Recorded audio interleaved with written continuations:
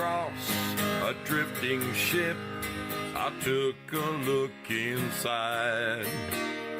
I found a note that someone wrote that said, take her for a ride.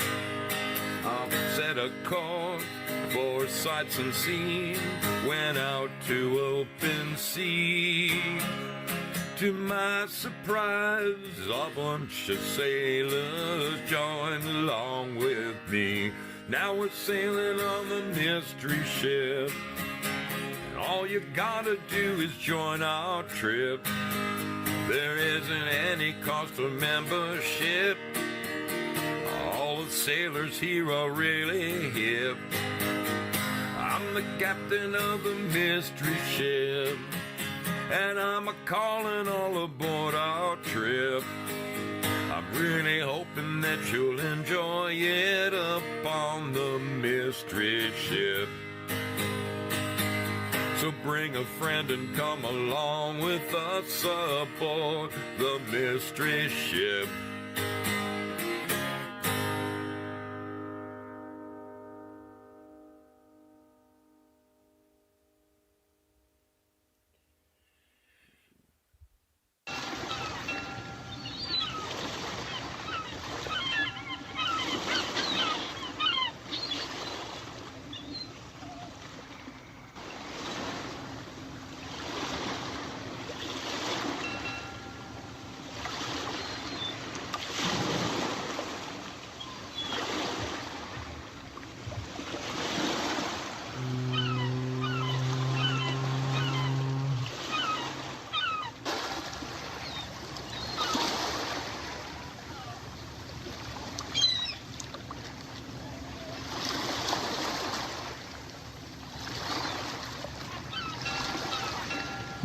Well, unless I'm crazy, we should be live, Clive. We should be live. And I have camera.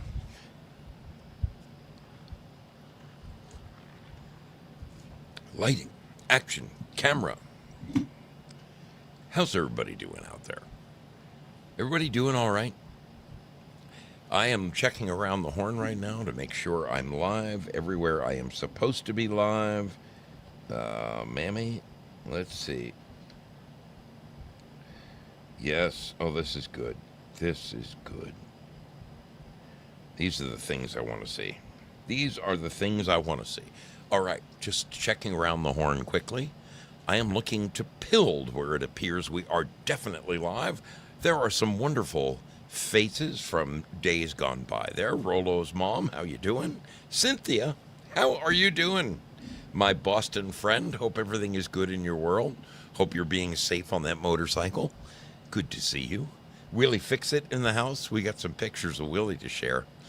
Crazy Chuck with a K is in the house. Why, thank you so much for your support, my dear. Thank you, Cynthia. Walk in the door, spill some gold pills all over the floor. Very kind of you. Let's see if we are live over at Rumble. It appears that we are, yes. And Shotzi is in the house. How you doing, kiddo? Hope everything is good with you guys. Let me check over at X to make sure I'm live there. Come on. Come on, Zoe. Yeah, baby. Looks like we're live at X. Beautiful. That's a wonderful thing. How about at the tube? Are we tubing? Oh, we are tubing. We are live at the tube. That is a great thing. Rain Cry, good to see you, my friend. Hope that everything is good in your world. I forgot to look and see. Yes, we've got bodies at Rumble. That's a wonderful thing. Let's check in with the wonderful people hanging out over at D Live, and there's no shortage of them. Wonderful folks. Great people. Cab 7 Ben in the house. How you doing, my brother? Gosh darn it. Good to see your smiling face, Cab. Syllabore is with us. Looks like Peggy Dancer is in the house. This is wonderful. How about that? For the heck of it, I'm just going to check in at Twitch just to say I did. Just to say I freaking did. There's my channel. and I'm live. And there's Matty F&B. How you doing, my man? Freaking good to see you. All right, we are live everywhere we're supposed to be live, people. That is such a good thing. I hope you're all doing wonderfully out there. It's funny. Every time I have a show, I stress about it because I want to bring forth quality shows that you remember or shows that you go away from saying, I'm glad I hung out with him for the last hour, or whatever.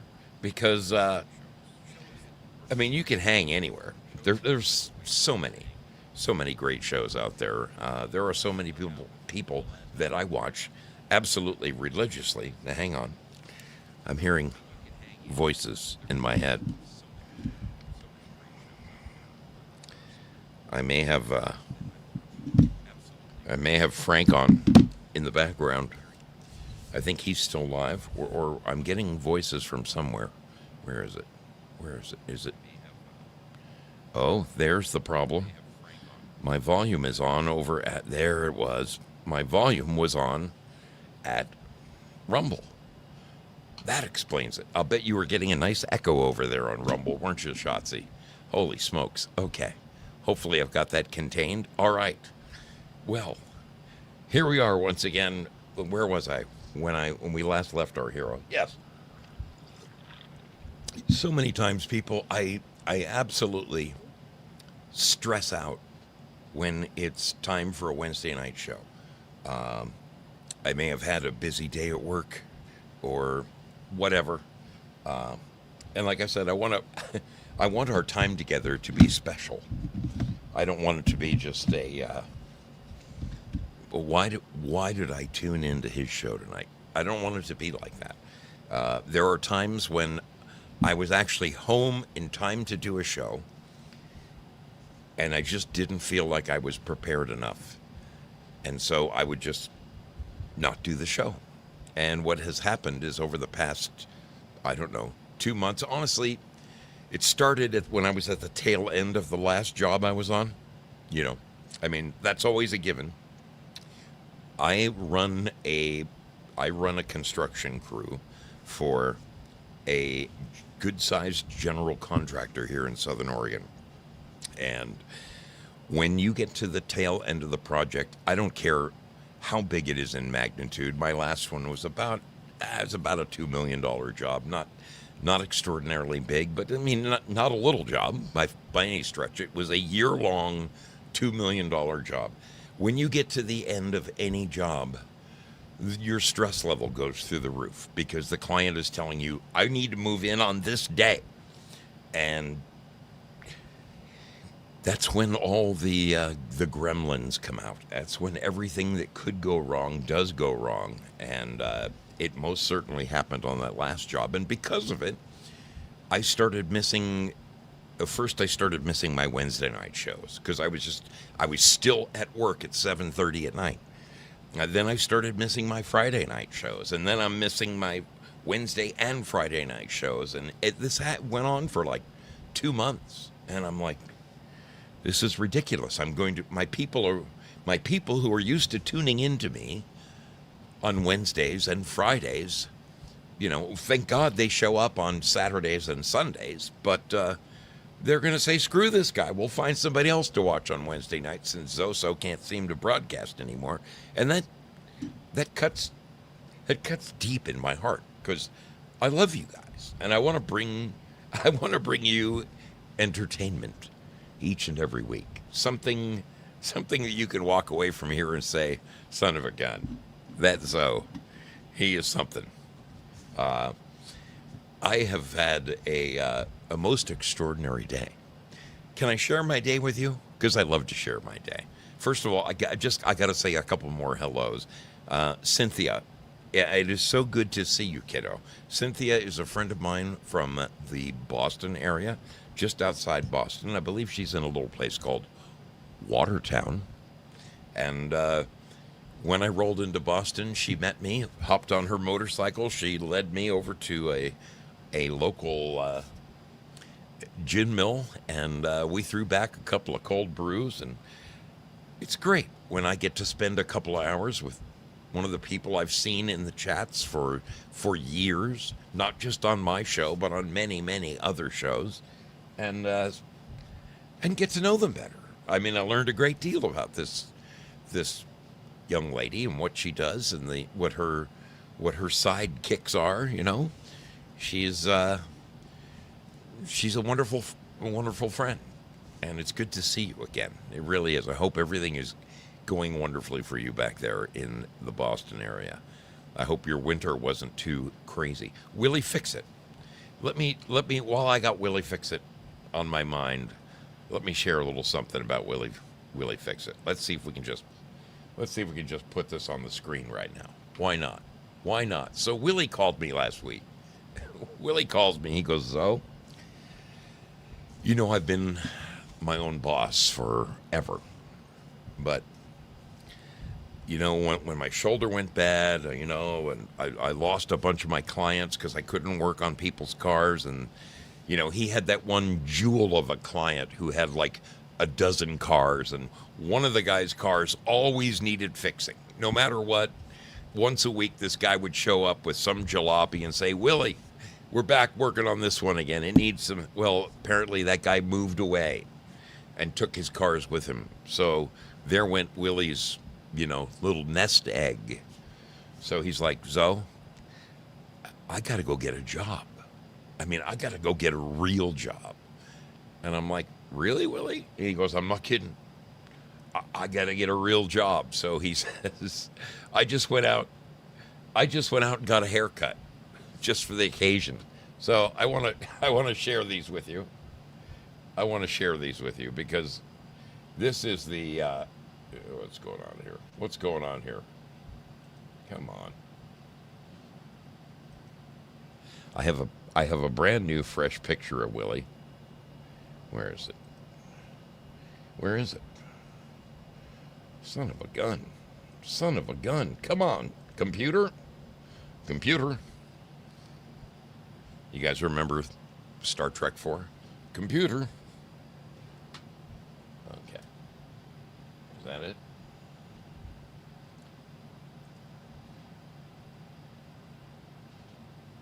For gosh sakes, I just sent them to myself.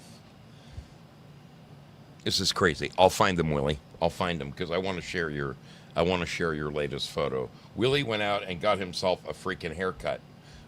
There he is. There he is.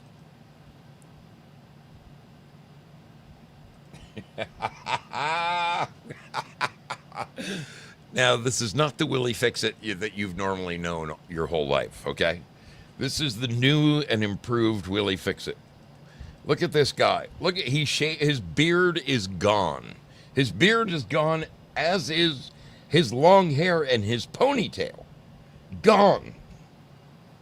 But look at him. He's a dashing young man. Look at those Paul Newman kind of blue eyes. He'll do well. He will. He'll do well. He'll have a job before you know it. Before you know it, Willie will be collecting a paycheck doing something. He kind of shared with me what he had in mind. I can't remember exactly what the trip was that he's trying to do, but he's actively looking for employment, and I'm sure his wife is saying, "Dear Lord, please help Willie to find a job. I just need him out of the house 8 hours a day. Please, Lord, for my sanity." And you know, it's a good thing.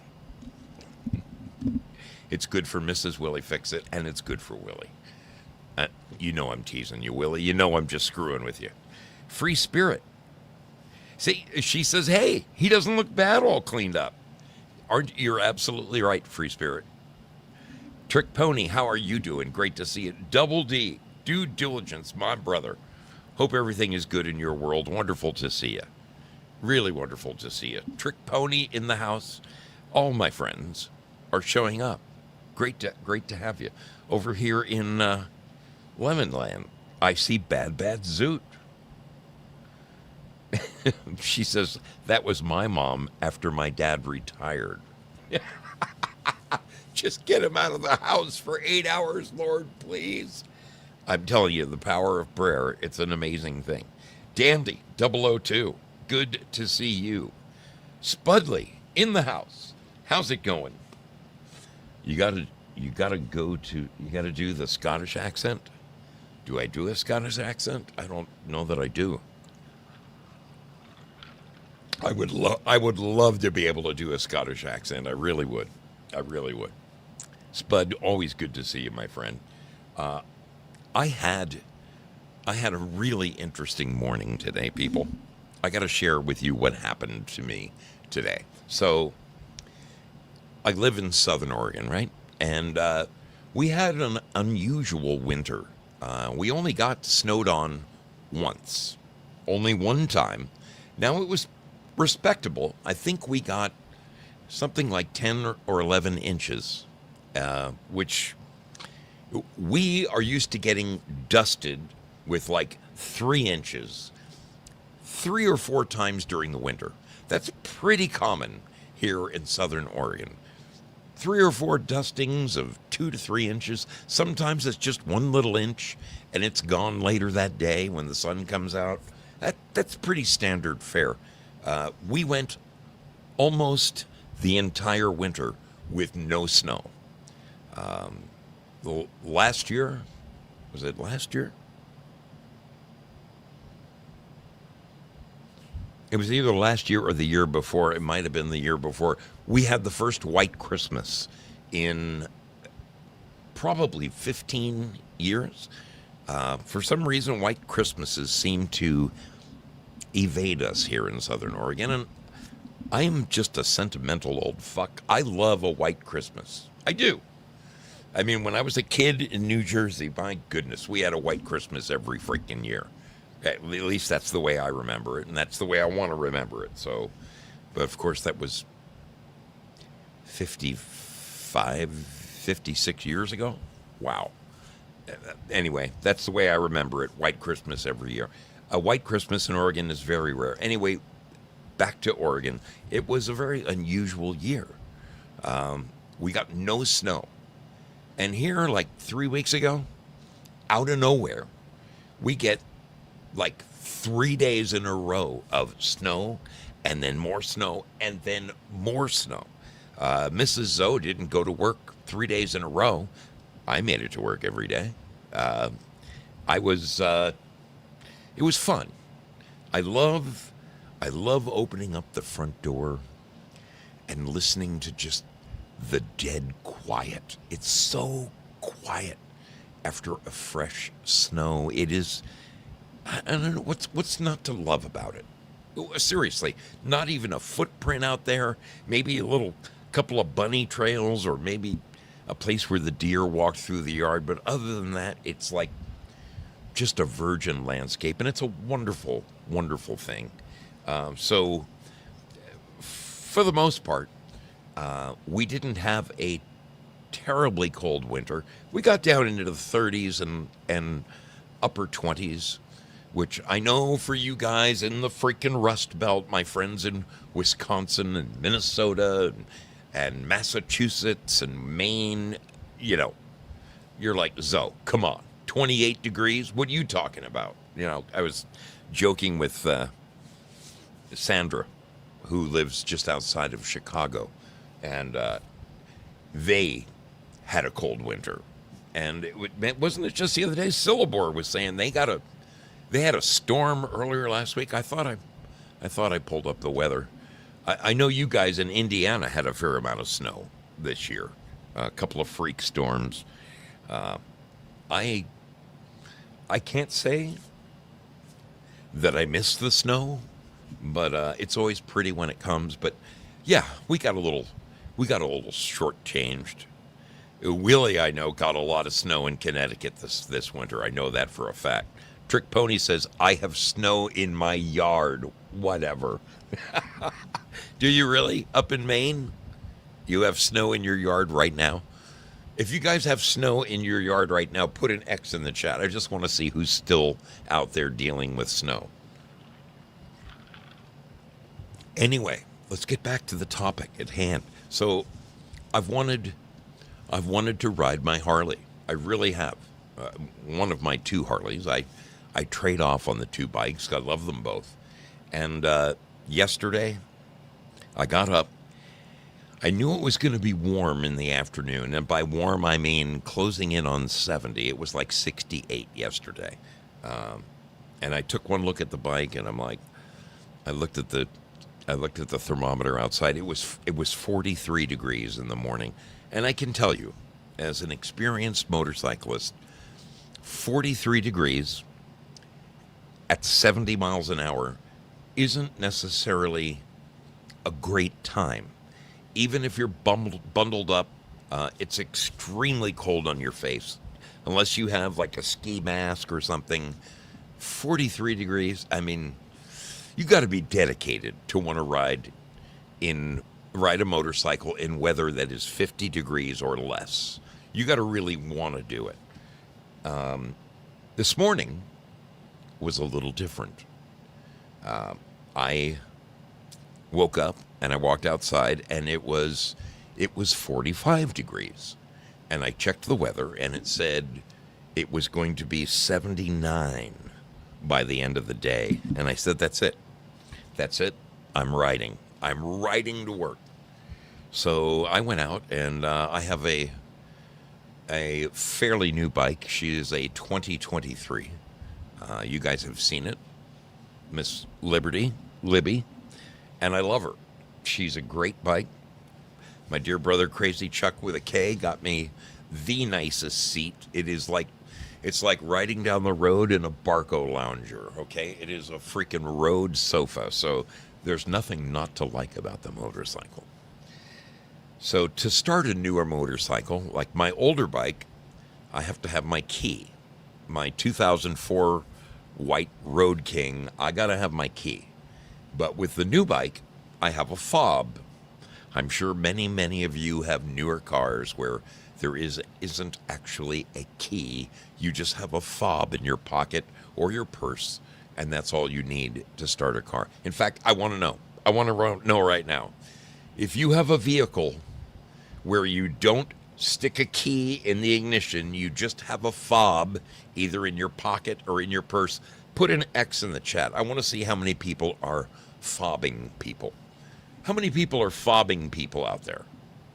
Do you have fobs? Randy, R417, good to see you.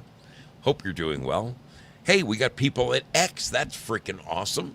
That is a beautiful thing. Willie Fixit says, keys only, man. Keys only. Crazy Chuck is driving a vehicle where he needs a fob. Well, who else is a fobber? Syllabor says he's a fobber. He is a fobber. Camera, please, Zo. What's going on with my camera? Oh, shit.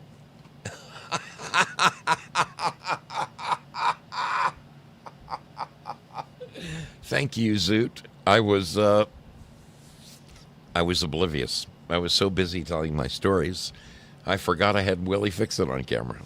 Well, Willie, that's the longest cameo you'll ever get on the mystery ship. Been a long day, folks. Been a long day. Back to my story. So, my new Harley has a fob. And when I picked the bike up, the woman said to me, Zo, if you drive a Cadillac or you drive one of those cars that takes a fob, like a Corvette or something like that, you don't ever want to lose that fob, because fobs for cars run between $200 and $300 to replace them if you lose them. She goes, it's even worse with a Harley. If you lose your fob, it's over $500 to replace it. So I'm telling you, do not lose your fob. And I'm like, oh man, okay. So forever, I have been so careful about always keeping my fob on me. Well, this morning, I come out, and it's like I said, it's like 45 degrees, but I know it's going to be a warm afternoon, and damn it, I'm going to ride. I'm going to ride in. So I came outside. I've got my fob with me. And in the front of my fairing, I've got this motorcycle has a nice little, cage in the front that protects you from the wind, and it's got all my, you know, all the good stuff in there, my radio, the GPS, all the good stuff, a screen, all of that is built into the fairing. So I took the fob. I was wearing my robe and my boxers, and I started the bike, and I took the fob, and in the front of my fairing are these two little vent holes. Okay, it's just enough air to allow some air in, so you get that wind in your face kind of a thing. Because other than that, the windshield and the fairing, it blocks pretty much all the wind and the rain. It goes up and over your head, so next to no airflow except for these two little vents. So I took the fob after starting the bike. I'm going to let it warm up. And I stick the fob, I let the keys dangle down in the little vent, and the little round fob is a little bit fatter than the keys, so it kind of sat on the top of the dashboard. And when I went back in the house to finish my coffee and get dressed, I thought, okay, just don't forget when you go back out, grab your fob and stick it in your pocket. So I go back in, and of course, Mrs. Zoe's off to work early. We rarely see each other first thing in the morning, but she went to work super early today. So we were in and talking about this and that and all kinds of stuff. And by the time I got my boots on and I gathered all my phones and everything, my work keys and everything I need for work, I get out and I put my helmet on. I got my leathers like all bundled up because it's fucking cold. It's freaking cold. And I had to go get my my push button clicker for the gate out of my Bronco so that I could open the gate, and I tie that to my camera holder on my handlebars, and I'm all set. I'm on my way to work. I completely forget about the fob, and I drive to work. And it's 35 miles one way to work. And I'm just freezing, but it feels good. It's kind of a good cold. I mean, my cheeks are stinging. They're very, very cold, and I wish I had a scarf to put around but I didn't. So I just kind of dug in there, and all of a sudden it hits me. The fob. Zoe, you forgot the fob. So I look. The next time a street light goes over me, I look down in the two vents. The freaking fob is gone. It's gone. I'm halfway to work. I have to be the first guy to work. I'm the one with the keys. I unlock the gates. I unlock the job. I have to be the first guy to work, or I'm going to have 9 guys standing around going, where is that son of a bitch? So I start freaking out because if I just go ahead and drive to work, I can turn the bike off. But when I go to restart the bike, I don't have the fob. So what am I going to do? I'm going to be stranded. And I looked at the next off ramp, and I took the off ramp, and I went back, and I'm like 10 miles from home, and I'm like, this sucks. I can't believe this. I was really disappointed in myself. I'm thinking, damn, your memory sucks, dude. But I started praying, and it's funny because the other morning I was reading in the book of John. Reading in the book of John, it was the night of Jesus' betrayal, and he is telling his disciples, if you believe, you saw all the miracles that I did and all the things that I did. If you believe in me, you will do greater things than this, greater miracles than the ones I've done. You will be capable of if you believe. And right then and there, I said, Lord, I'm in a very tight place financially right now. I need your help. I need to find that fob. Lord, please tell me that my keys are like right where my bike was warming up. Please tell me that my keys are, and I vacillated. I vacillated back and forth. The devil got into me and said, "Nah, your keys aren't going to be there." And then I quickly put that out of my mind, and I said, "Lord, the key, I know the keys are going to be there. With your help, Father, nothing is impossible. I know I'm going to find those keys. I know I'm going to find them." And I was tempted. I went back and forth. I drove all the way home. I lost about 40 minutes. I was way late for work. But I get to my driveway, and I'm driving up the gravel driveway, and I got my high beams on, and I look, and there they were. There's my keys. There's my fob. I grab that sucker. I pick it up off the ground. I give a huge bit of thanks. Stuck them in my pocket, and I said, "Okay, now I'm driving to work." By now, the sun is starting to come up, and man, I just let her rip. Whereas before, I was only doing like 55 or 60 because it was so cold. I was doing 85. I didn't care how cold it was. I was invincible. And I get my ass all the way to work, and I was just ever so thankful. Ever so thankful that I found my fob. Now, I did manage to lose my gate clicker, so, there is that. Somehow, I had it wrapped around where my phone clamps to my handlebars, and somehow I lost my gate clicker. So, it could have been worse. I didn't lose my fob. All right. I showed you Willie Fix It. We talked about my ride into work today. We're going to take a quick break here.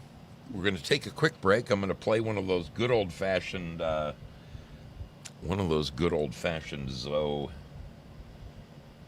videos. This will give you an opportunity to take the dog out, or run and refresh your drink, or run and take a leak. Whatever you need to do, you've got about 2.5 minutes to do it, and then we're going to come back, and we're going to laugh and joke some more, because I love hanging out with you. We'll be back right after this. I'm not kidding.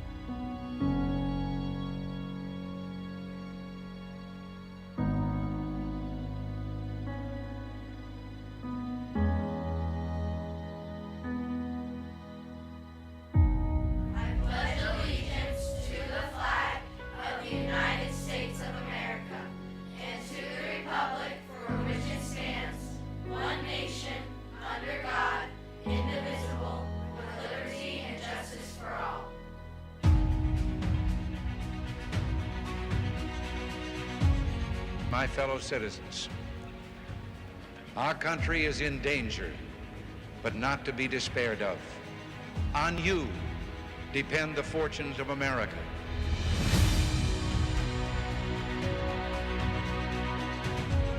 We, the Americans of today, are ready to act worthy of ourselves, ready to do what must be done to ensure happiness and liberty for ourselves, our children, and our children's children.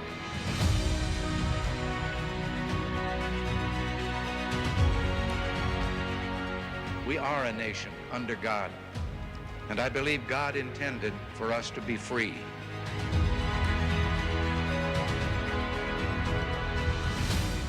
The crisis we're facing today, it does require, however, our best effort and our willingness to believe in ourselves and to believe in our capacity to perform great deeds, to believe that together, with God's help, we can and will resolve the problems which now confront us. And after all, why shouldn't we believe that? We are Americans.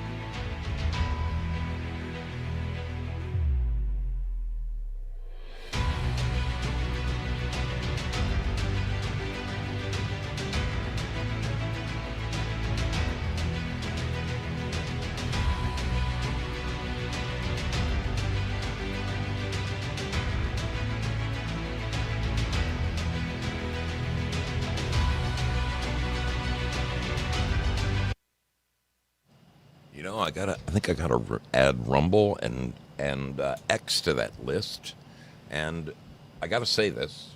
I gotta say this because you people you're absolutely wonderful to me.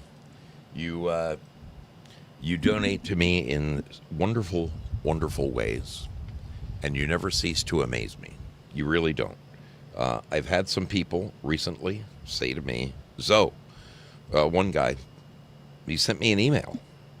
And he said, dude, I wanted to donate to your show, but I can't find a way to do it. And I said, yeah, I understand. So I'm gonna open this for just a second, put it on the screen. Where is that? Which one is it? Let me see if it's coming up over here. There it is. So this is an old thing. It is old. There's like 3 ways to donate to the show. One is Cash App. Another is PayPal. And I used to be able to take YouTube Super Chats. I can't right now, but eventually it'll return. I just need to get there. But I want to thank the people who do donate to the show in whatever way you find to do it. You guys never cease to amaze me. The gold pills and the lemons and all that, you are so wonderful to me. It means the world. It really, truly means the world. I got to say a few more hellos. My brother John Otter in the house joined Shotzi and Randy over there at Rumble. A great crowd at Rumble. My pilled people, man, there's a bunch of people. Zero or Die Loser, good to see you. Safety Net is now with us. Great to see you. She needs a fob for her car, by the way, as does Due Diligence. When he drives the wife's car, he's got to have a fob. Free Spirit says you're going to need to give him a ride when you see him. You're absolutely right. I'm going to say, here you go, JC. Grab a helmet, jump on the back. I can tell you that this last year that I went around the country, I'm never doing it in 3 weeks again. That is just ridiculous. I went through 12 states in 3 days on the way home from Florida, and that's no way to see the country. That's just driving. That's not doing what I do. Yes, I got to see Girl Patriot, and I got to see my friend in Phoenix, and I did stop in to see my sister, and I did make it to the Charlie Kirk Memorial there in Phoenix when I was there by some miracle, another miracle. I didn't think I was going to get in at the last minute.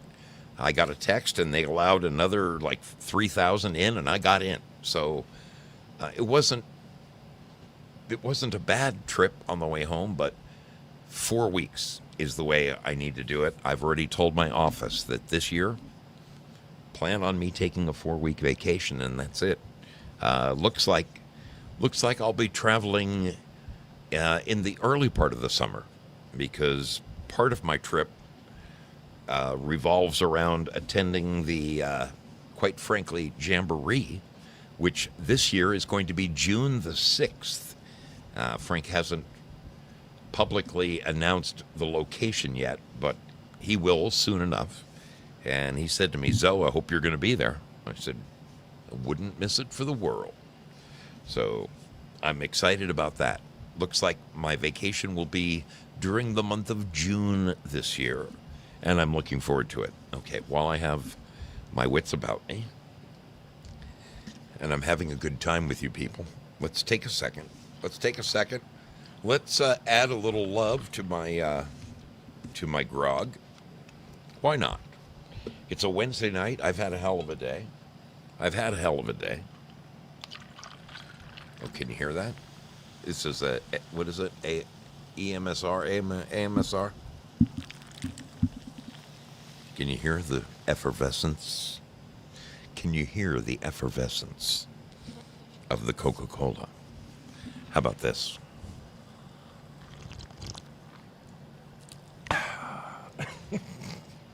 I always hate that. I hate people who slurp. It drives me crazy. Drives me freaking crazy. Oh, man. So, where were we? Oh, we're talking about my show and upcoming things. I got to tell you, people, this is. I'm so excited about this. Those of you who have watched this show for, I've been on for I'm like 5.5 years in now. 5.5 years that I have been doing this show.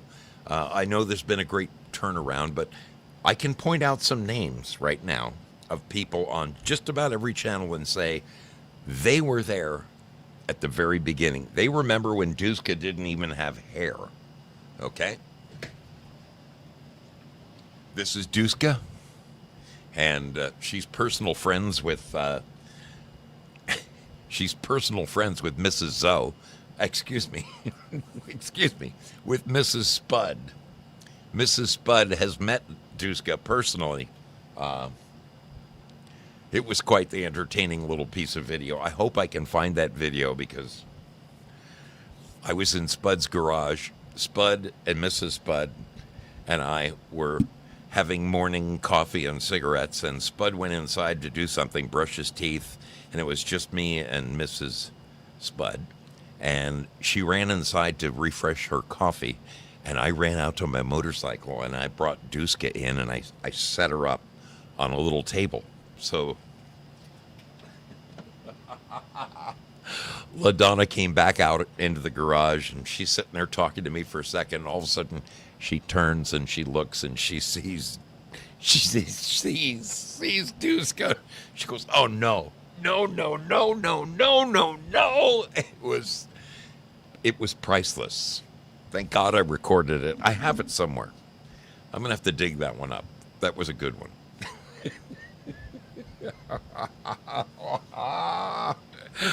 Oh, I'll never forget it. It was a good time. But so those of you who remember, the origins of my show, I used to do a thing on Sunday nights. It was called Behind the Mic. And each and every week I would find a broadcaster, a fellow content creator, and I would invite them on my show. And I've had just about everybody and their dog on my show at some time, from Craig Mason, Brad CGZ, Frank from Quite Frankly, Red Pill 78. The list is as long as I've had all kinds of wonderful people join me on this show. And I used to really, really enjoy the Sunday night interview show. It was a lot of fun. And Lord knows, I may do that again at some point. But for like the past 9 months, I have been doing a movie on Sunday nights. And I got to tell you, I'm actually really starting to like it, because I'm digging out movies from my past that I have enjoyed watching, that maybe you've seen them, maybe you haven't seen them, movies that meant something to me at the time. And I've had people, this is amazing. In my DMs, I've had people write to me and say, Zoe, your Sunday night movie thing is the best thing ever. You are picking great titles. You're playing movies we haven't seen for years. Some of them, like the time that I did. It was just a couple weeks ago. The Blues Brothers. I had all kinds of broadcasting problems that night. The disc wouldn't play, and it drove me. I think it started and stopped on me 3 times. But for the most part, the show seems to go out without a hitch. And hey, you know me. I'm not a computer guy. It wouldn't be the mystery ship unless we had some kind of reason to throw a life ring to somebody, right? I mean, you know me. Computers and I are like oil and water. We don't work well together. Mountain Dog Boy. He says he misses the shit show with Leonard. Leonard was on my show. Yes, I was on the air when we found out about him. Mountain Dog Boy, I hear you, man. Leonard was a great dude. He was an interesting cat. I stopped in and met him in his home, on his home turf. I met his lovely daughters. They were great. A few weeks later, after I returned home to Oregon, I had him on my show. We had a great hour-long chat, and honestly, his wife has told me that she goes back and rewatches that show because it gives her some peace. You know, Leonard wasn't a saint. None of us are. But he said some wonderfully touching things about his wife and his family during our interview. And she said, Zoe, you have no idea what having that videotape means to me, that I can go and watch it every now and then when I need an uplift. And I pray that family is doing well. I really should drop in and check on them the next time I'm going through that part of Kansas. A wonderful family, 2 beautiful daughters. My goodness. You know, I got some very bad news today. Those of you who have seen me do my cross-country trip, at least twice I've dropped in on our dear sister Val Hall right down the road here. She's maybe, 2 hours south of me. She lives in the middle of a national forest in Northern California. And Val Hall is she's such a stand-up chick. She really is. Her sister, Wendy, I think Wendy is the younger sister. I think that she is. Her sister, Wendy's husband, Wendy and her husband were having some issues. He had some health issues, and I learned that he passed away, which is going to be very trying. So I would ask, my friends, that you pray for our dear friend Val Hall and Wendy Hall, her sister. May God give them peace, consolation at this time. It's God bless them. I mean, losing your husband has to be a very, very difficult thing. Wendy, who is Val's sister, is a really wonderful girl. She really is just top flight, and it broke my heart to get the news today. So please keep Wendy Hall and our dear sister Val in your prayers, if you would. Let them get through this. It's going to be a tough time for them. Back to my Sunday night. So, like I said, about 9 months ago, and I think when it started at Easter last year, At Easter last year, I played the Mel Gibson movie about Christ, the Passion. And after that, I'm like, you know what? This is kind of cool. A Sunday night movie. It's the end of the weekend for most people. Yes, in Oregon, it's only 6 p.m., but on the East Coast, it's 9 p.m. You know, if people are, they're just about, it's time to go to bed. So this might be a great time to lay a cool movie on people. You know, let them finish off their weekend with some kind of a way to just sit back and relax and just cool your jets and not think about, just lose yourself in a good movie. And I've had some pretty good titles over the last 9 months. I am very excited about the upcoming movies I have for you. If you are not a fan or you don't know about my Sunday night movie series, well, let me tempt you with a couple of titles, okay? Over the course of the next 2-3 months, I'm going to have some extraordinary films. This is a movie. Look at the stars in this movie. Look at the stars in this movie. It's called Sneakers, and the main star is Robert Redford. Dan Aykroyd, Ben Kingsley, Mary McDonnell, River Phoenix, Sidney Poitier, and David Strathairn. Great film. This is really a wonderful, wonderful movie. I'll be playing this. It'll be upcoming. I just got this one last night, and this one kind of blew me away.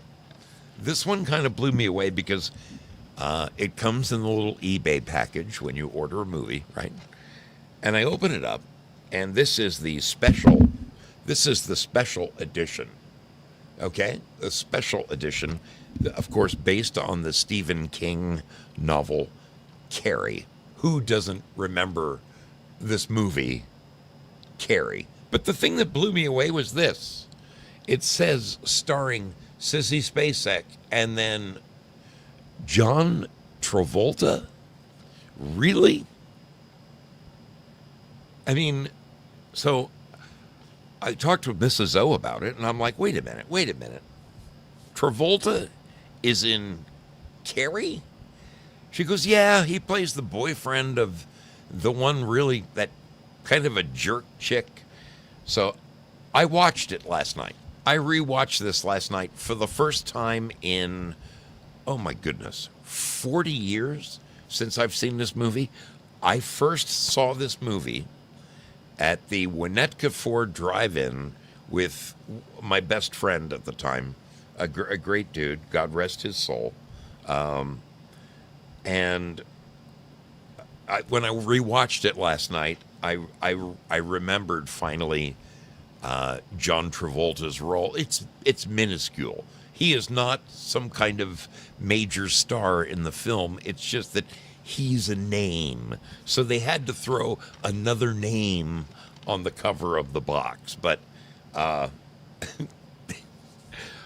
if anybody hasn't seen this movie, I'm not going to give away the end, but there's a very, very scary scene at the end of the movie, and I'll never forget it because my buddy, my best friend, got so scared. He got so scared at the end of Carrie that he jumped in my car and he put his hand right through the inner my roof, and it ripped the seams all the way through my headliner, and my headliner hung down all the way home that night. I had to hold the headliner up with one hand while I drove home. God rest your soul, Brian O'Donnell, but it was so funny. He got so scared. He got so scared by this movie. Anyway, Carrie is going to be an upcoming flick on Zoso's Sunday Night Escape. This is a movie. Now, again, I know you guys are going to take one look at this guy and just say, Zoe, come on. I can't even. Yes, it has Tom Hanks in it, okay? I am not a Tom Hanks fan, okay? I'm not.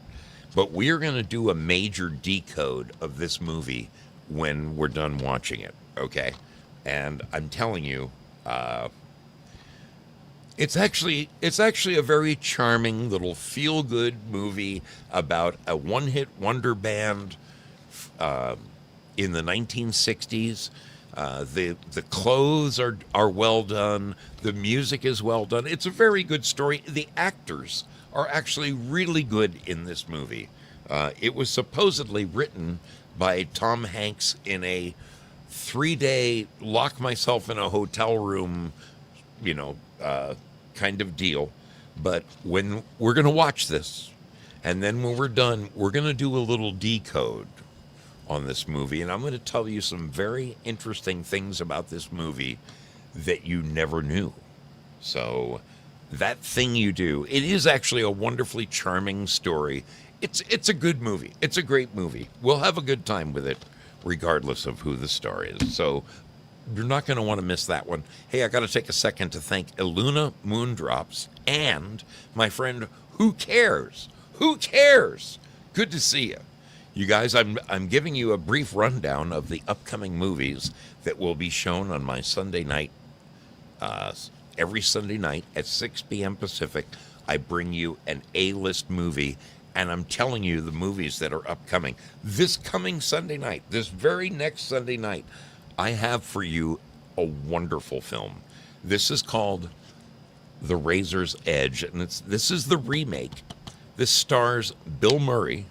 The original was an old black and white, which was a phenomenal movie. But this is the remake, and I got to say, this is one of the few times when I actually liked the remake more than the original, and I can't say that very often. So you're going to want to join us. This is, if you have not seen this movie, you will freaking love it. It's one man's path to enlightenment. And I'm telling you, you're going to love this movie. This next movie, holy guacamole. I'm sure you've seen it, but if you haven't, man, you're going to love it. It's called Swingers. This was made in the mid to late 90s. This is what put Vince Vaughn on the map. Very humorous movie about 5 Hollywood wannabe actors trying to make it in the business. We'll have a great time watching that one. I hope you'll join me for that. This one here, a great movie, hysterical. I like to bring you a good comedy every now and then. Steve Martin and Michael Caine star in Dirty, Rotten Scoundrels.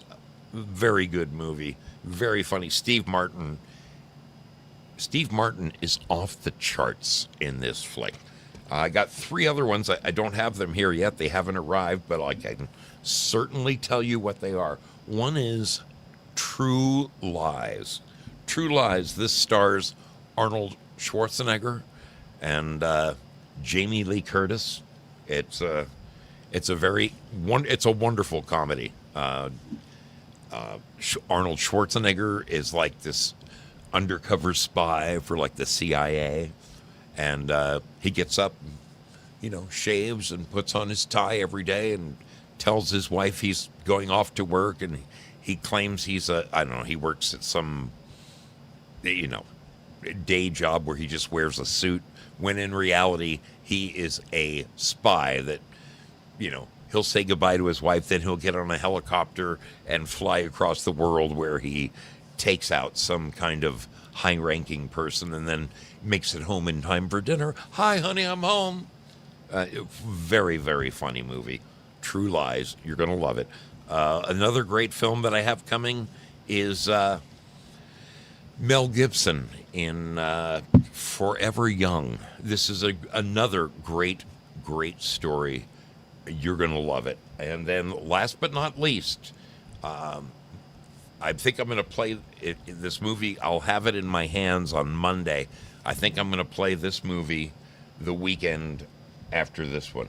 This coming Sunday night, I said we're going to watch The Razor's Edge on the following Sunday. I'm going to play the trailer to this. Man, I hope that YouTube doesn't shut me down over this. I really do. I hope they don't shut me down over this. I'm taking a chance. I'm taking a chance playing this trailer. The worst thing that's going to happen is I'll get a strike, but I hope they'll let me play the trailer for this movie. Come on, YouTube, give me a break, okay? This is the trailer for the movie that I'm going to play. This is a spectacular movie from the mid-'70s. So, when I was young, okay? When I was young, you couldn't have pot, okay? It's so weird now because you can go down to the corner store, you know, and buy pot over the counter. That was a dream we had as teenagers in the 1970s, okay? Just a dream. Because if you got pulled over and you had roaches in your ashtray, man, the cops could arrest you. That's the world that I grew up in. It's crazy. Anyway, whoa. Okay, so I'm going to play. This is the trailer for this movie. It's a true story. This is a true story about a guy who he and his girlfriend visit the Middle East, and he tries to smuggle back some hash. The movie is called Midnight Express. And like I said, based on a true story, this poor guy went through living hell. I can't remember how many years he spent in jail over there, but it was almost hopeless for them. It was a miracle that he made it home. A tremendous story. Tremendous story. You will love this flick, okay? Midnight Express. Let's watch the trailer together. Let's watch the trailer together and see if this piques your interest. What do you say? What do you say? Okay? Please, YouTube, don't kick me off the air for this.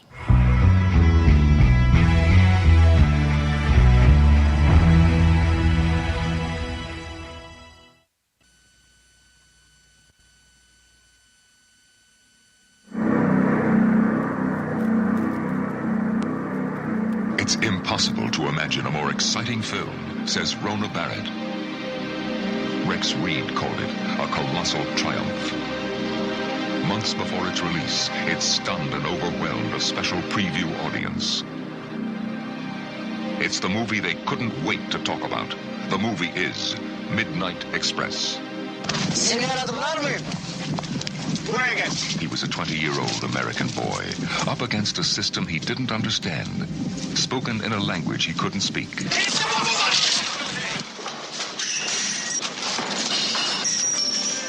He was beyond the help of his parents and the power of the United States government.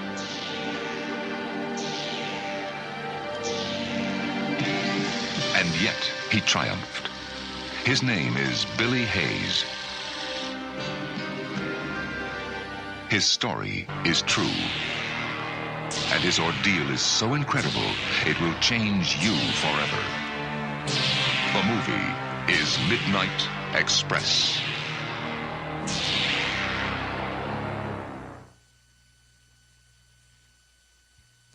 Man, that was such a freaky movie in its day. I saw that in the movie theater. I think I was maybe 19 years old. I was a dope-smoking hippie with long hair. And here's this story about a guy who gets yanked off of an airplane. For some reason, the police there board the plane just before it takes off. And whereas before he was all calm, cool, and collected, when the cops reboard the plane just before takeoff, he starts perspiring. And they're walking up and down there. I think they were looking for somebody else, but they noticed him perspiring profusely and said, Come here. We want to talk to you for a minute. And that's when they lifted up his shirt and he had all kinds of hash taped to his body. It was crazy. Hey, I'm still live on YouTube. They didn't kick me off for that. Good. Anyway, Midnight Express, great movie. Seriously, one of those edge of your seat thrillers. If you haven't seen it, next weekend I'm going to play The Razor's Edge. The weekend after that, I'm going to play Midnight Express. You're not going to want to miss it. These Sunday nights are, seriously, they're becoming it's a really good time. Tell a friend. Bring them to the movies with me. Oh, man. Randy says, the first show I watched of Zoso, this is Randy over on Rumble. He says, the first show I watched of Zoso was on YouTube years ago. It was about the concerts he had been to. A great Saturday afternoon. Good to see you, Randy. Glad to have you with us, man. Hope everything's good in your world. All right. This show has basically been nothing but a giant promo for my show. And we got about another 40 minutes to go. And you know what? This is one of those shows where I'm just gonna open up the phone lines. I'm gonna say, call in and talk to your brother Zoe about anything you want. Let's do this. Let's just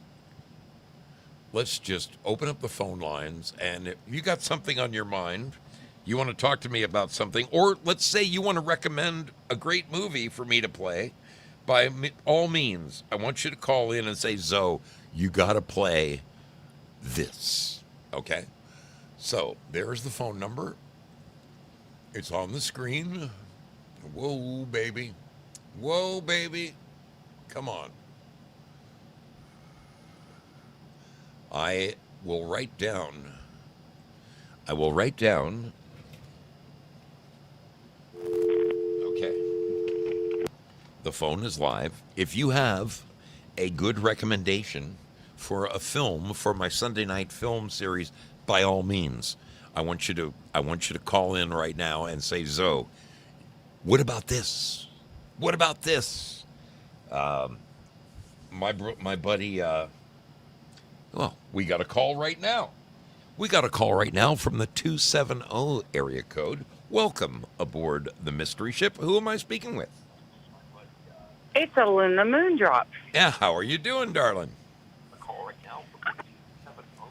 I can kind of hear your stream in the background.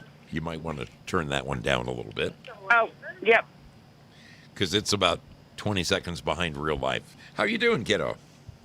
I'm doing great. How are you? Groovy. How's everything in Kentucky these days? Oh, the weather is crazy. Is it? Yeah. I had the most wonderful ride home today. It was almost 80 degrees. I loved it. Yeah, we went from 30 degrees to 70 degrees, back down to 30, 20 degrees. And we're going back up to 80.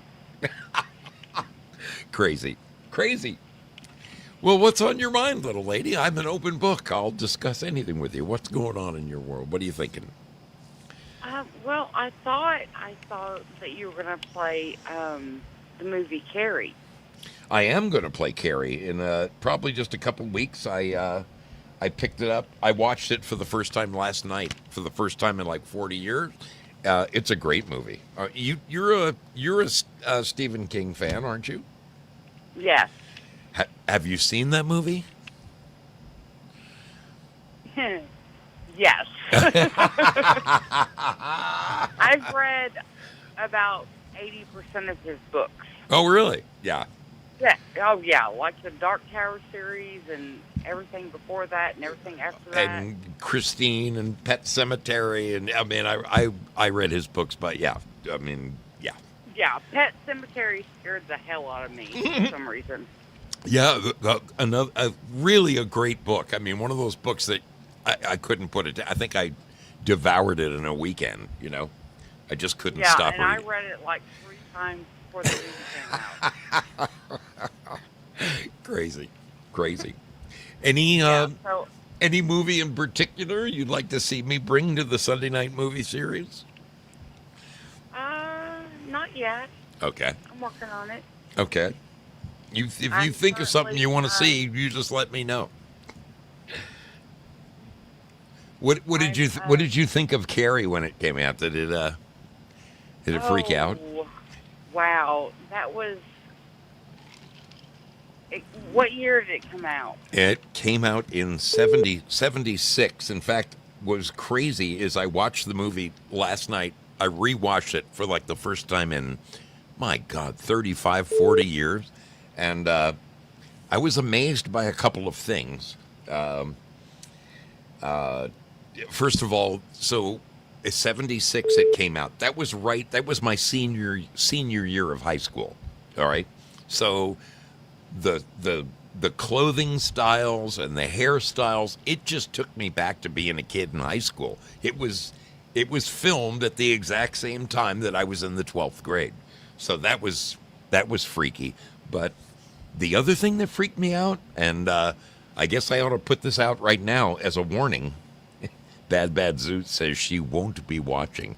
The first 3 minutes of the film take place in a teenage girl's locker room shower scenes with naked teenage girls. I mean, it was quite shocking to me to remember. I had completely forgotten that. It was, wow, it kind of freaked me out a little bit. Well, that movie, okay, so if it was 76? It's 1976. Yep. I was 2 years old when it came out. So you didn't see it in the theaters like I did, but... No, I didn't see it in the theaters, but I saw it around 1977, 78. When you were just a kid? Yes. Oh my goodness, it must have scared the dickens out of you for life, scarred you for life. Stephen King scarred me for life. Our friend Chipmunk says, my mom gave my aunt a spanking for taking me to see Carrie. I was 8. Oh my God. Yes, can you imagine? Oh my goodness. So, yeah, you must have seen it when you were 5, 6. It must have freaked you out a little bit. Did I lose her? No, I'm Oh, here. okay. No, I saw that when I was very young, and then my dad introduced me to Star Wars. Oh, yeah. So I became a huge Star Wars fan. Yeah, that was, I mean, Star Wars has lasted now for, 60 years? It's, how many movies and remakes and prequels and sequels? And, I mean, yeah. Yeah. In fact, I saw an extremely funny bit just a couple nights ago. It was, and why can't I think of her name? The girl with the princess. What's her real name? Carrie Fisher. Oh my God, Carrie Fisher, Princess Leia. Oh my God, she was so funny. She talked about the behind the scenes thing. She talked about the other Star Wars movies, how all the princesses and all the stuff, they had different hairdos and different wardrobes every 5 minutes. And she goes, and for the entire bit of Star Wars, George made me wear my hair in the same thing and wearing the same clothes, and he wouldn't let me wear a bra. And oh my God, I laughed so hard. I should have saved it. It was so funny. So funny. Yeah, I've seen it. That's funny. Yeah. Oh my God. God bless her soul. Yes, God rest her soul. Well. All right. Well, I'm going to get off here. Thank you so much. Very good. Me come on. Always. I love you so much. I love you too, kiddo. Always good to talk to you. Playing the weirdest thing I never thought I would play on my stream. Tommy's a musical. Well, I'll throw my crowd to you when we're done here. All right. Thank you so much. Love you, sister. Have a great one. Bye. All right. I heard 3 or 4 people trying to call in the background of that call. It's so funny. I have incoming call. Oh, keep trying, folks. I contact. Yep, here we go. We got a caller on the line. Welcome aboard the mystery ship. In on the background of that call, Hey, Hello, hello. I may have to ask you to turn the stream down in the background. my husband's doing it right now. Perfectly good. Who do we have on the line, my friend? This is Jenny, and my husband's name is Lyle. Well, glad to have you aboard the mystery ship. How you doing this evening? We're doing really well. All right. I would love you to find Escanaba in the Moonlight. I'm writing it down. Escanaba in the Moonlight. Yep. Awesome film. Is it really? I will check it out. This is exactly what I'm hoping for, is people to call in with great movies. One of my dear brothers, his name is Matt. He lives in just outside Philly. I've stopped in to see him every year. I ride my Harley around the country, and I meet the people who watch my show.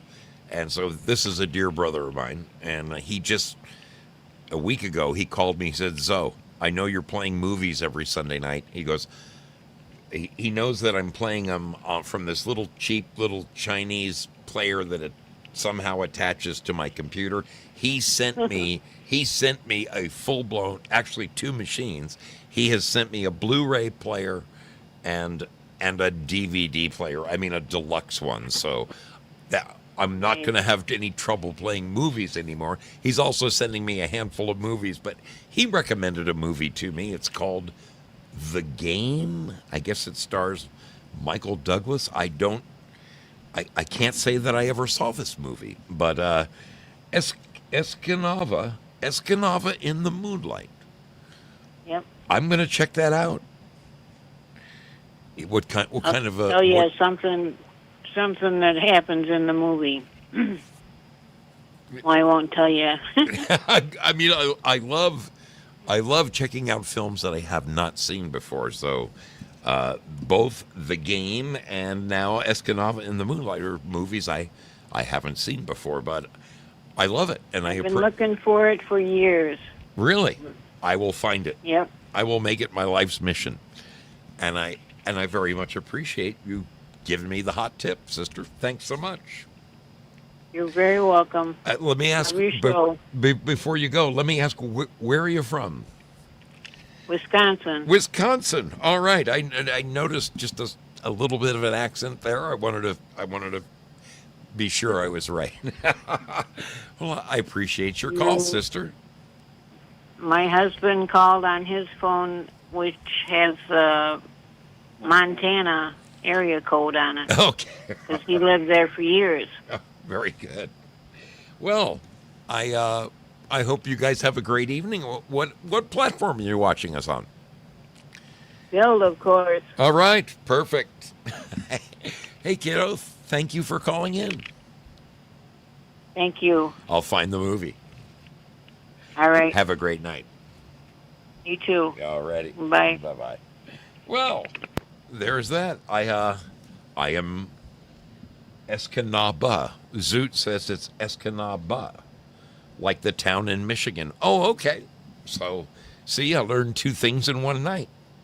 I hope Zoe never plays Lawrence of Arabia, says Sleeping Stars. All right, we got Willie on the line. I'm sure he's going to have a... Let me guess, Willie. Everything you always wanted to know about sex by Woody Allen, right? No, God, no. Secondhand Lions. Secondhand. Awesome flick. Secondhand Secondhand Lions. It's got the 2 old actors. One of them just passed. What's his name? I love the smell of napalm in the morning. Duvall, Robert. And I forget the other guy. But it's an awesome movie. Secondhand Lions. Friendly, whatever, and it's a good Sunday night flick.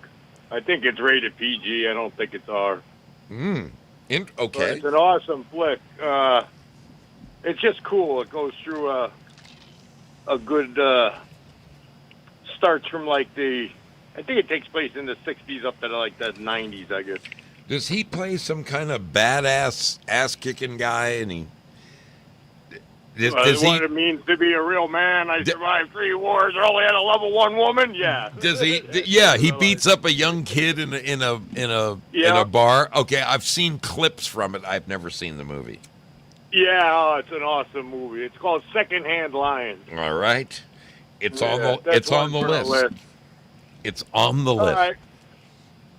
Thank you, Willie. You have a good afternoon. Always good to talk to you, buddy. All right. Oh, yeah. Get it. Don't lose your fob. Those things were like $300 years ago. Yeah. They're probably up to like $600 now. But you got to get reprogrammed or some shit. Yeah, I am never losing my fob.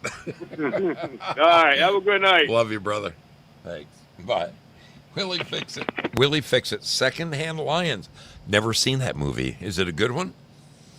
Secondhand Lions. Michael Caine and Robert Duvall. Well, we got Floyd checking in. Double D, how the heck are you doing, my brother? I'm doing good. How are you? Awesome. You have you got a movie that I should be playing? Yeah, I'm surprised you haven't even brought up the whole situation with the 1953 colorized version of War of the Worlds. Oh, dude, that is are you kidding? That is one of my all-time favorites. My brother and I would watch that. I mean, he used to, when we were kids, it would come on sometimes at like 3 a.m. on the independent stations. We would set our alarm to get up and watch it. Oh yeah. I didn't know that they colorized it. Yeah. Oh yeah. They did. I have a copy of it somewhere at home. But the funny part is, I also have an N-scale model train set, modeled after the 1953 version of that movie. Are you kidding me? No, I am not. Next time I'm home, which I'm hoping will be tomorrow. Yeah. For the rest of the weekend and everything else like that. But I will take a picture of all the cars and I will text them to you. Oh, dude, yes, I do have that. That is freaking cool. Yeah. That is I mean, cool. it was probably, let's see, the way they did it and the technology for the day and everything else like that, it was by far one of the best movies ever made. I know that it was, that movie had such an impression on me as a kid. I mean, for crying out loud. Dude, I'm not kidding you. My brother and I would set an alarm and get up in the middle of the night just to watch the movie because they played it at such odd hours, when we were kids in the 70s. So, wow. Yeah. Very good, man. I will do it. Tell me, how's life on the road treating you? Well, friggin', I'll put it this way: don't ever go to Utah, especially if you're on your bike. Yeah. If you're on your motorcycle, do not go to Utah. Some people can't drive. Dude, it is always great to talk to you, man. I hope that the miles turn into smiles for you. Oh yeah, every single time. Because now this load I got to deliver tomorrow. Hopefully, I get to go home and see the wife and the kids and the cats. Good for you. Give the cat some love for me. You got it, brother. You got it. Take care, my brother. All too. right. Bye. Our dear brother Floyd right there. That due diligence, an incredible human being, a guy I absolutely rock solid, a dear friend. Any ideas for movies? There's a movie that I do want to play. And I gotta see if I can find it on DVD because it's an oldie. But in the original Invasion of the Body Snatchers with the pods. Now they did a remake of it, I think in the 70s. I don't want the remake. I want the original one because part of it was shot right there in Hollywood. Up Beechwood Canyon, right where, when I was a general contractor, I did a ton of work there. Just a ton of work up Beechwood Canyon. And they shot one of the crazy scenes with all the people running and stuff right there. It's such a great movie. Such a great movie. Come on now. There's the number. It's on the screen. Call in. I want you to tell me what movies I should play on my Sunday on my Sunday night movie series. This is your chance to voice your opinion, put in your vote, tell me what I should be playing, because there's a bunch of good ones out there. I mean, I think I've got a pretty good raft of movies coming your way. I'm excited about these. Let's see. I'm looking in the chat. To see if people are recommending movies there. Blazing Saddles, that's a good one. I have that one. Here's a call right now from my dear brother Spud. Spud, how the heck you doing, my man? I'm doing great. I have a couple of suggestions just pop into my head. I'm not saying they're the best, but people might enjoy them. There's Somewhere in Time with Christopher Reeve and Jane Seymour, when Jane Seymour was just absolutely the most beautiful woman on the planet. Mm-hmm. Just throw that out there. That's a great film. And then, you know what movie I can always watch? What? I will stop and watch this movie because I've already seen it like 25 times because I had to learn to do a Humphrey Bogart impersonation. It's Casablanca. Oh, I yeah. will always watch Casablanca, dude. I'm telling you, there's so many iconic, that film noir setting, Oh, dude. the music to it, Yeah. just the feeling of it, the way the scenes Oh, play out, dude. just the stoicness. It is a spectacular film. Every time I watch it, I find something new in it that I missed previously for some reason. There is a guy, I think it's on Turner Classic Movies. There's a Saturday night film series called it's all about film noir. That's the only thing he plays. A lot of what is his name? The actor Robert. I can see his face. I can't think of his name. Anyway, I'm a black and white junkie. Mrs. Zoe and I if we only got one channel and it was Turner Classic Movies, we would be satisfied if that was the only station that came in. The other one that's a classic, in the same, not as romantic and not as involved, but in a different way, in like that detective thing, is Maltese Falcon. Oh, yeah. Maltese Falcon is such a great film.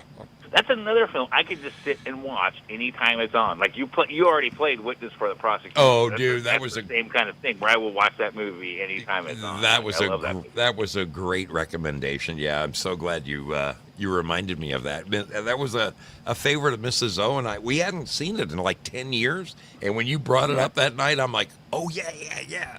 And I wrote it down on a little scratch piece of paper, and then I lost the paper. And then the next time I saw you, I said, Spud, what was that movie? And the minute you said it, I'm like, yes.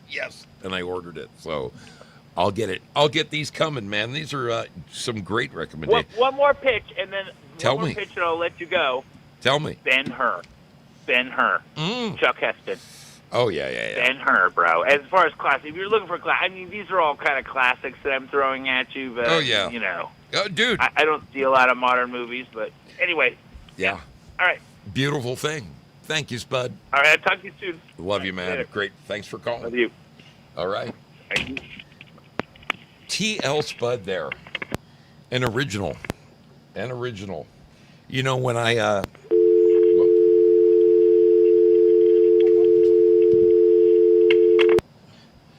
I quit as the host of the Foxhole Squares, I actually really hoped that they would grab Spud and make him the host. I thought he would have been perfect in that role. In fact, it could happen. Hey, we got a call. I wonder if this is this Moondrops again? Is this you, Moondrops? Yeah, it's me again, Margaret. Did you remember another one you want to lay on me? No, your last caller. TL Spud? Movies were like so spot on. Off the charts? Yeah. Off the charts, yes. Well, I don't know if you know this about him, but he is an actor. In fact, he and his wife are both, they performed on the stage for years. So he knows a winner when he sees it. Yeah, but everything, you were talking about Ben-Hur, Okay, the actor that played Perry Mason. Yes. Today. Yes. Is that not who did Ben-Hur? Charlton Heston stars in Ben-Hur. I can see him. He was also in Ironsides. What the hell's his name? Gay as a lark. What? Spud, what's his name? The guy who... oh, man. Perry Mason. It's going to come to me. What is his freaking name? Robert? Come on. Oh, my God. I can't think of it. I can't think of it. I can't either, but... This is what Google is for. Okay, who played Perry Mason? I'm looking it up. Look, I don't know who played Perry Mason, but Charlton Heston. Raymond Burr. Raymond Burr. Raymond Burr. Yes. Yeah. Was he in Ben-Hur? Wait. I gotta look that up. I have to. So. I watched way too much Alfred Hitchcock as a kid. Burr in Ben-Hur. Was Raymond Burr in Ben-Hur? Raymond Burr was not in the film Ben-Hur. Okay, but you just made me think. I mean, when you said Hitchcock, I'm a huge Hitchcock fan. Rear Window is a, oh man, that's one of my favorite movies of all time. That's with oh man, that's where. Did you ever go back and try to watch all the Hitchcock movies and find all the cameos that Hitchcock did? Oh, yes, there's I found a YouTube short. It's about 10 minutes long, and it shows all of his movies and all of his little cameos. It's splendid. I wanted to play it on my show. In fact, maybe I'll play it tonight. It's awesome.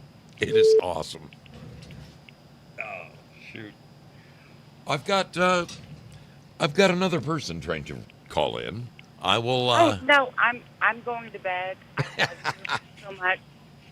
I just had to call back in because I was like, I'm glad you did.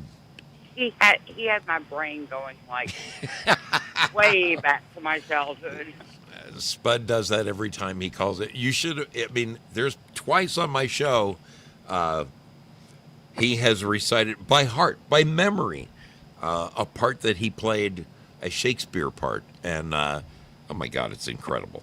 Incredible. The man he reeks of talent. So, great to talk to you again, Margaret. Awesome. I hope you have a great night's sleep. I will. All right. I love all of you. I just want to say to all my Phil's family, I love you so much. I just love you so much. It's a two-way street, darling. We love having you aboard as well. Always good to talk to you. Take care, kiddo. Good night. All right. Somebody just tried calling and I missed. There it is. There it is. Incoming call. I got him. From the 608 area code. Whoa. Hello, caller. I've got you live on air. It's Prairie Fire, brother. My man, how you doing? Doing well. All right. Got any thoughts on a badass movie I should play on my Sunday night movie series?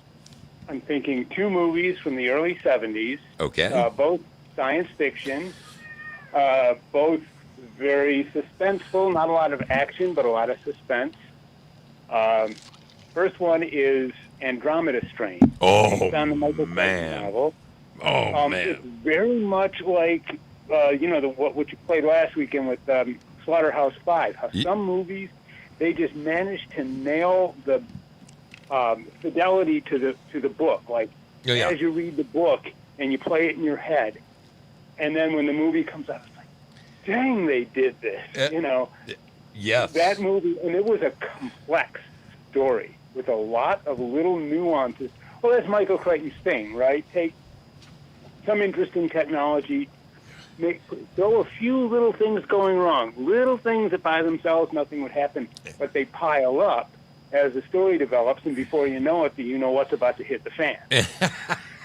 I have to agree with you, considering that they didn't have CGI or any of the things that are available to filmmakers today.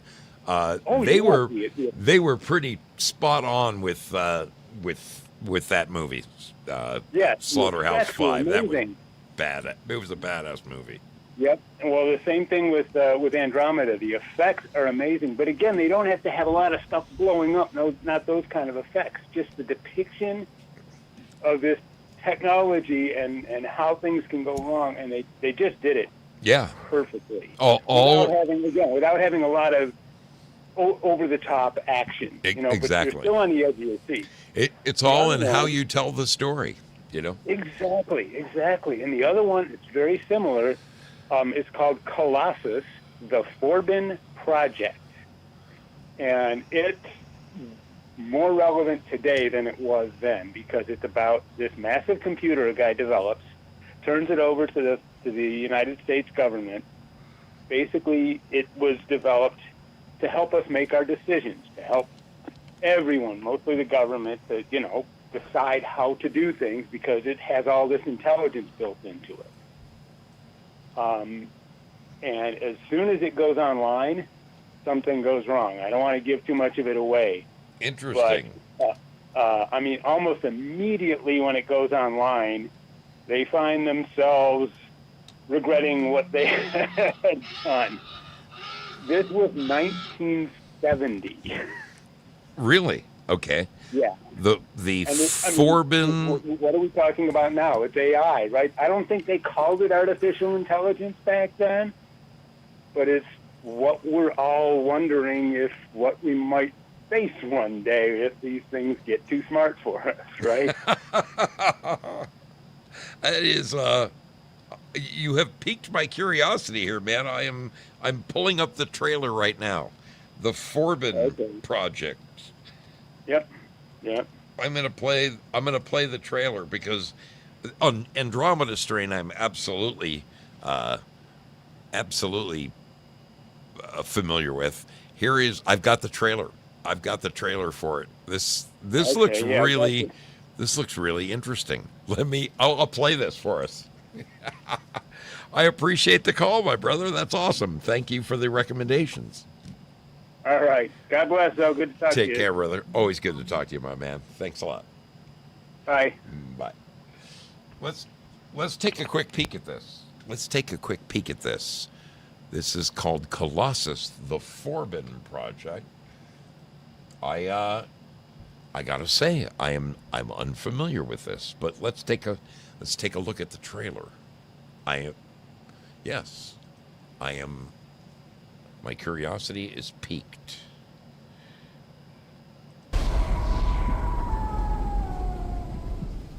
This is the dawning of the Age of Colossus. Ladies and gentlemen, I'm Dr. Charles Forbin. In a few moments, Colossus will address us directly. This is the voice of world control. I bring you peace. It may be the peace of plenty and content, or the peace of unburied death. The choice is yours. Obey me and live, or disobey and die. The frightening story of the day man built himself out of existence.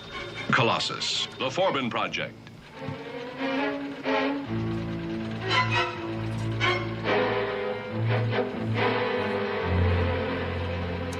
It's making you a prisoner.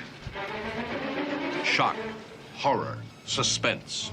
Created with all the technological brilliance of 2001, A Space Odyssey. Colossus is the ultimate in sophisticated computers. I'm going to try to convince the computer that you're my mistress. And that therefore I have to be given the opportunity to see you regularly in private. That way we can pass information back and forth.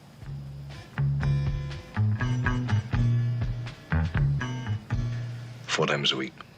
Good night.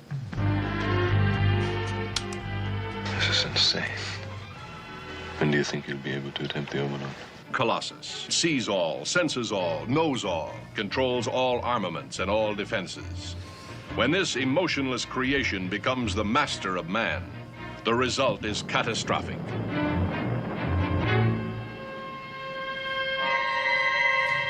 The Supreme Council of the USSR has ordered, as of 2300 hours Moscow time tomorrow, the activation of an electronic brain exactly like ours, which they call gut.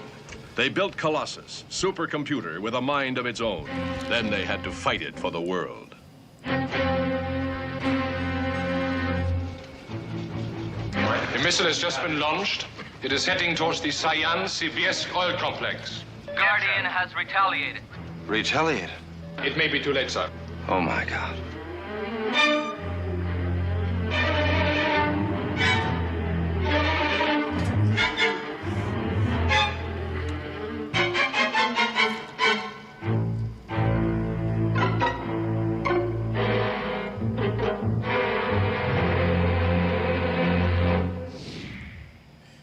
Wow, that sounds like a freaking great one, Prairie Fire.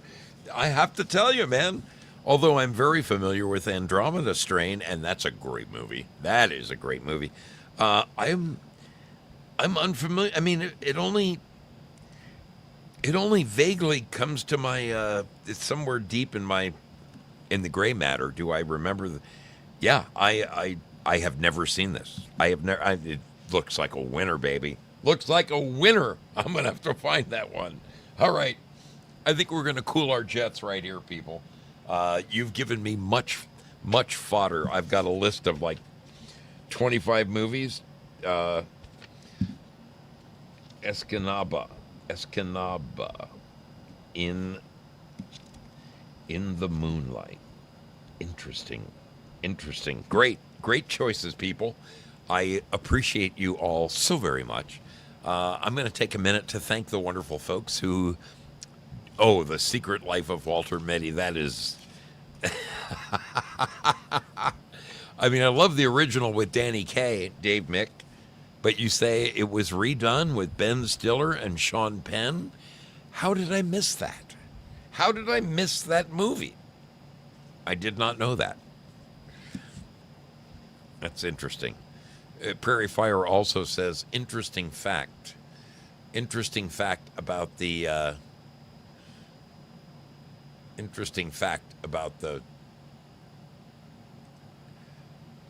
there we go.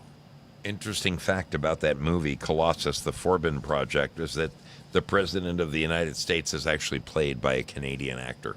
That sounds, yeah, Prairie Fire says, Escanaba, that's a small town in Michigan. Yes, there's a movie called Escanaba in the Moonlight, and that's what it's about, is that small town in Michigan. So a nice lady called in, and she and her husband recommended that movie. So we'll give it a shot. All right. Hey, I freaking love you people. Thank you so much for hanging out with me. It's been a fun Wednesday night. You guys have given me much fodder. I will... check that out. KX2, good to see you over there. Hope everything's good in your world. Paul Thaddeus, what's going on, brother? Always good to see you. Hope life is good in your world, just to the north of me. I want to thank all the people who called in with their recommendations. That is beautiful. Man, Secondhand Lions. I've never seen that one. And Spud, man, you guys gave me, yeah, this Somewhere in Time. I've never seen that one. But Jane Seymour, say no more. Sign me up. I'm good. All right, people, we're going to sneak on out of here. I very much appreciate you hanging out with me tonight.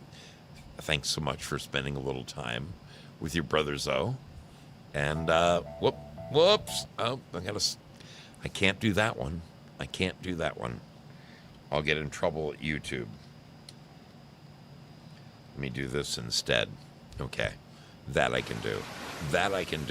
All right. I'm sneaking on out of here, people. I hope you have a great rest of your week. Thank you for spending a little time with me. Appreciate all of the hot tips. I'm going to follow up on them. Darn it, Andromeda Strain. Why did I forget that one? That's a winner, baby. That's an 11 on a 10 scale right there. All right, everybody. Love you lots. Please do me a favor. Keep our dear sister Val Hall, and particularly her sister Wendy, in your prayers. Wendy lost her husband today, and it's going to be a little bit of tough times there at the house. So please keep them in your prayers, if you would. I'd also ask you to pray for our dear brother Doodah Man, his wife. They found a spot on her lung, and doctors are looking into it. While they were looking into it, they found that the shoulder that's been bugging her has she needs shoulder surgery. So she's got a row to hoe ahead of her. Please keep the Doodah Man and his lovely wife in your prayers, folks. We'll see you all soon. Okay, your brother Zoe checking out. Have a great rest of your week. Know I love you. Thank you to all the people who donated to this show. I'm going to be releasing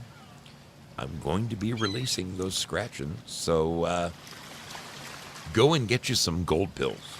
Go and scratch that itch. Thank you to everybody who donated to the show tonight. Cynthia, Due Diligence, Sean Joe, Who Cares, Spaz Oyeti, my brother, great to see you. Due Diligence again, a can for the grog. I'm enjoying the grog. I am enjoying the grog. Thank you so much to my friend Cab 7 Ben. Boy, he was a rock star tonight, man. Lynn Winters, Willie Fix It. Let's let something loose over there. Let me let a little something loose over in Lemon Land. I'm going to put something in that treasure chest and open her up. Treasure chest coming your way. 27 seconds. 27 seconds. And we'll have a treasure chest. So thanks again for hanging out with me, people. Lots of love from your brother Zoe. We'll see you somewhere down the line. Friday night. See you on Friday night. We will do this. We will do this again. Have a good one, my friends. And here comes the treasure chest. Here it comes. TL Spud on top of the heap. Bad Zoot right on his heels. Sleeping Stars in there. And Lynn Winters. Congratulations, you guys. Good for you. Good for you. And people are winning on the scratch, and that's always a good thing, too. That's always a good thing, too. Raisin Kane. Spent most of his youth in juvie court. Judge got sick, tired of seeing him show up from San Antone. Hey, am I going to win? I did. I won a gold pill. I won a gold pill in the scratching. How about that? How about that? All right, people. Be good now. Be good. We'll see you. We'll see you on the flip side. Wherever that flip side may be. Where's our girl? Where's our girl? Where's Luna Moondrops? Come on. Where is she? There she is. There she is. Okay. Be good, my friends. See you soon.